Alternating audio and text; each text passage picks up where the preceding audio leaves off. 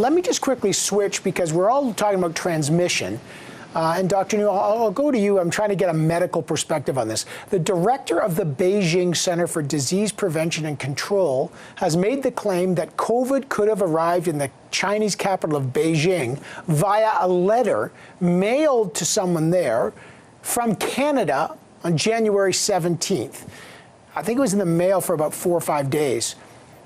Is it possible that transmission can be contracted via a surface like that? Is that a legitimate claim? Some are thinking this is political propaganda. Others say, no, maybe you could get COVID via a letter. What's your scientific view of that type of transmission? Probable or low probability?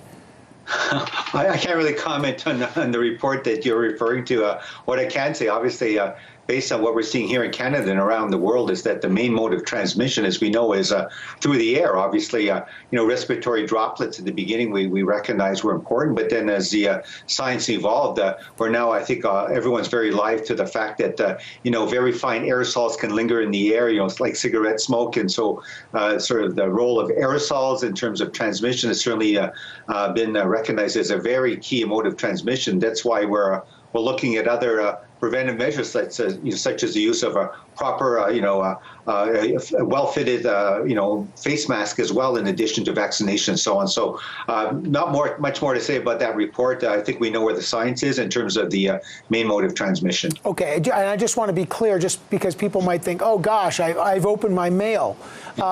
Is there any concern, should people have any real concern that they could open mail and suddenly contract COVID? Is there any cases of that kind of surface transmission, either Dr. Niu or Dr. Sharma, surface transmission of COVID?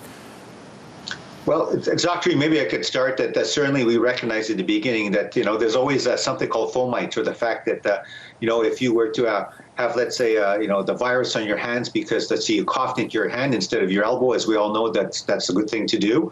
And then you touch a doorknob and someone else touched it and then put it to their face. Yes, it's conceivable that that's a possible mode of transmission, but I would say that certainly the experience in Canada and I think throughout the world has shown that the main mode of transmission really is through the air, as opposed to sort of a transfer from inanimate surfaces.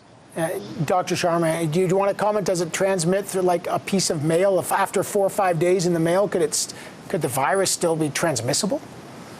I mean, I think that would be highly improbable, right? You would have to have virus on an object. It would have to survive through all of that transport and all of those circumstances where, it would be highly unlikely that could ever transmit COVID-19.